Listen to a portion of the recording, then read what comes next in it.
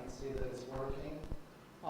It's a pleasure to be here. I'm very happy to be here, and thank you so much for those very kind words, Penny. It's very mutual, I assure you.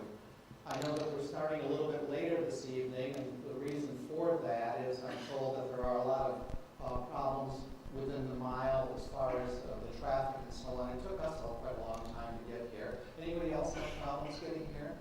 Reminds me of maybe 2 or 3 years ago. I had a flight out of Heathrow Airport. I went down the M25. I had judged the amount of time that I expected it to take, and it took twice as long to actually get to the airport. Has that ever happened to anybody here? I went to the airport. I was on my way to Paris, and without any time to spare, but I did have to go to the men's room. And so I ran into the men's room, and just as I was going in, I happened to notice that there were a set of scales on the right-hand side of the door. I'm always having a problem with my weight. It fluctuates up and down, and I thought, well, I've got a couple of minutes. So I took 10p and I put it in the scales. And the scale said to me, your name is James Knight. You weigh 180 pounds, and you're on the 9:15 flight BA to Paris. And I thought, what's going on? Technology. So I got back on the scales again. I put another 10p in, and it said, your name is still James Knight. You still weigh 180 pounds, and you're still on the 9:15 BA flight to Paris. I thought, this is incredible. I had carry-on luggage with me, so I went into the men's room. I changed my clothes.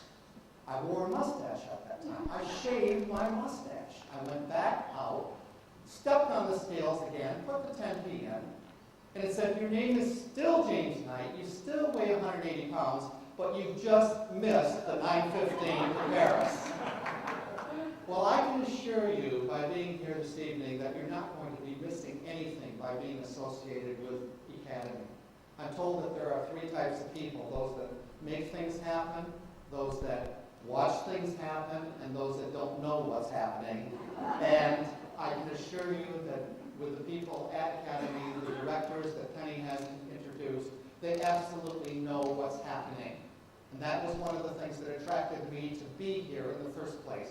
Because when I came here, I recognized the fact that this was literally the white-hot center of what was happening on the internet, and I wanted to be a part of it. Let me ask a question. How many people here, by a show of hands, have met someone, and after meeting a couple of minutes, you felt so comfortable with that person, it seemed like you've known them for years, by a show of hands? Has that ever happened?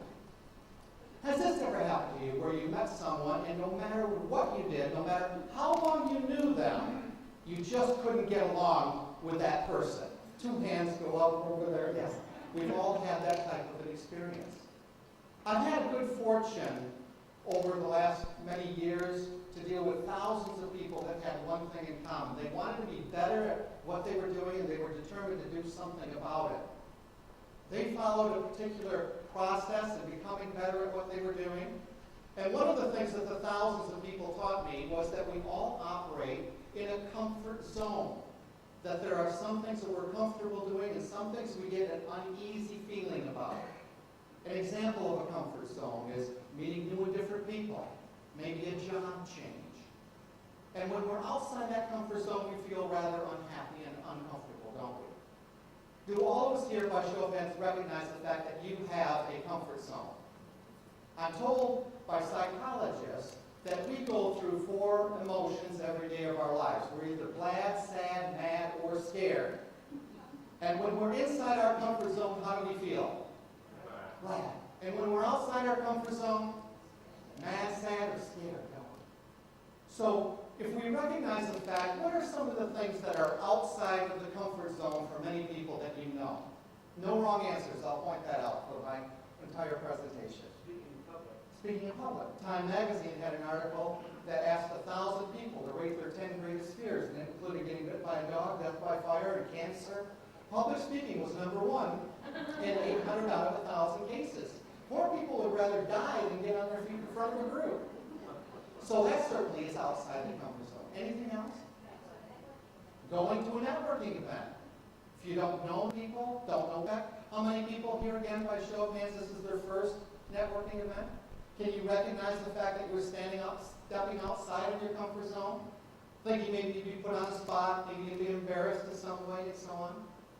You know, when people, and we all have a comfort zone, when two people meet for the first time, there's a period of only 2 or 3 seconds by which time we determine whether we're going to like that person or not.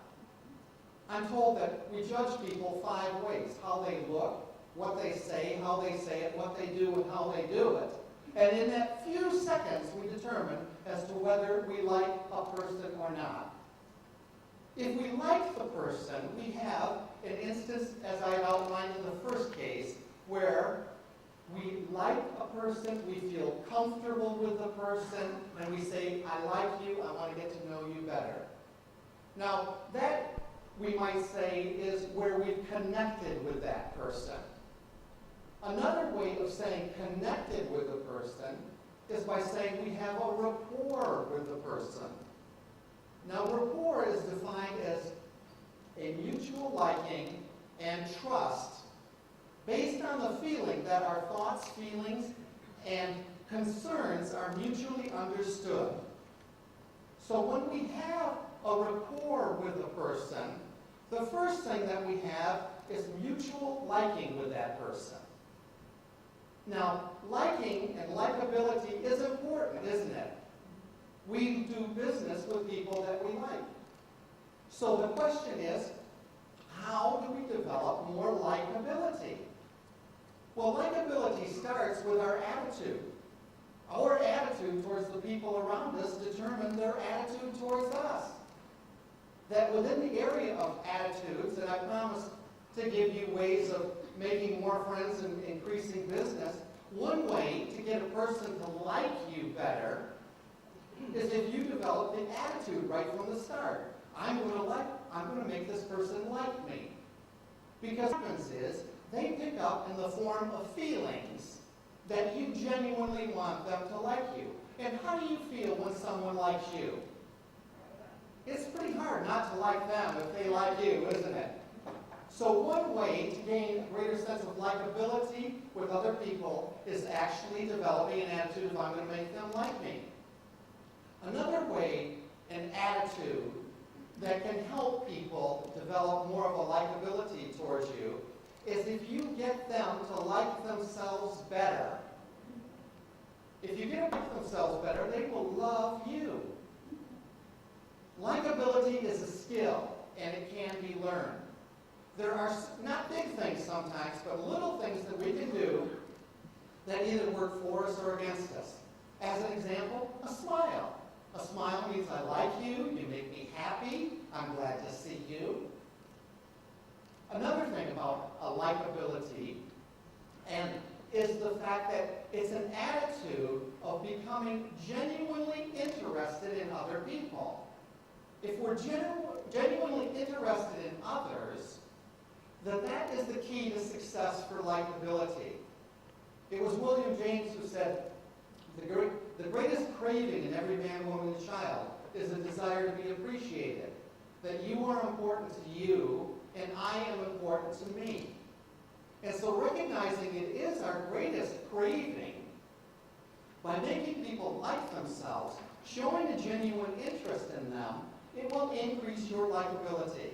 In conversations, as an example, a good rule is if you want to be a better conversationalist, become more interested than interesting. Because in a conversation, who do we have a tendency to talk about generally? Hole number one, don't we? And yet, here again, the greatest craving is the desire to be appreciated. So, a few other little tips on increasing your likability. Emerson called it the sweetest sound in all the world. That's of a person's name. It's been said that if you take a person's name on one side and pile every other name in the world up on the other, that their name will weigh heavier to them. Now, keeping in mind that it is so important for our likability, is there anyone here that has trouble remembering people's names? It's a skill, isn't it? It's something that can be learned. One quick way to learn how to do it is we think in terms of pictures rather than words. So if I said to you the word car, you wouldn't think C-A-R in your mind. You'd visualize a car, one that you